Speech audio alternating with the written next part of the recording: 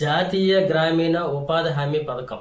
సాధారణంగా ఈ పథకం అనేది గ్రామాలలో నివసించే వారికి ఉపాధి హామీ కల్పించడం కోసం ఈ పథకం అయితే తీసుకొచ్చారు. అయితే ఇందులో చాలా సార్లు చాలా అవకతవకలు జరిగాయి. అంటే మరణించిన వారు ఉన్నట్లు హాజరు వేసుకోవడం, అలాగే ఇక్కడ లేకుండా వలస వెళ్లే వారు పనిచేస్తున్నట్లుగా హాజరు వేసుకోవడం, ఇలాంటివన్నీ చేసుకునే ఇందులో కుమ్మక్కలు జరిగేవి. ఈ క్రమంలో ఉపాధి హామీ పథకంలో అక్రమాల అవినీతిని చెక్ పెట్టేందుకు ప్రభుత్వాలు ఎప్పటికప్పుడు చర్యలు తీసుకునే ఉంటాయి. అయినప్పటికీ ఇంకా జరుగుతూనే ఉంటాయి. ఈ నేపథ్యంలో ఈటీవీల కేంద్రం ఒక కీలక నిర్ణయం అయితే తీసుకుంది. ఉపాధి హామీ కూలీలు ఈకేవైసీ తప్పనిసరి చేసింది. దీంతో ఉపాధి హామీ పథకాలకు సంబంధించిన అసలు చిట్ట జిల్లాలో బయటపడుతుంది. తాజాగా పశ్చిమ గోదావరి జిల్లాలో వేల సంఖ్యలో ఉపాధి హామీ కూలీలు జాబ్ కార్డులు రద్దయ్యాయి. చనిపోయిన వారు, ఆచూకీ లేనివారు, అలాగే మొత్తం 64,000 మంది జాబ్ కార్డులు రద్దు చేశారు. ఇంకా 48,000 మంది వరకు ఉపాధి హామీ కూలీలు ఈకేవైసీ చేయించుకోవాల్సి ఉందని అధికారులు అయితే ఇప్పుడు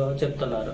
మరోవైపు ఉపాధి కూలీలు అందరూ తప్పనిసరిగా ఈకేవైసీ చేయించుకోవాలని, లేకపోతే జాబ్ కార్డు రద్దు చేస్తామని అధికారులు హెచ్చరిస్తున్నారు. అలాగే ఉపాధి హామీ పథకంలో కూలీలకు ఈకేవైసీ తప్పనిసరి చేయడం వలన ఆంధ్రప్రదేశ్ వ్యాప్తంగా భారీగా ప్రభావం పడుతుందని సర్వేలు చెబుతున్నాయి.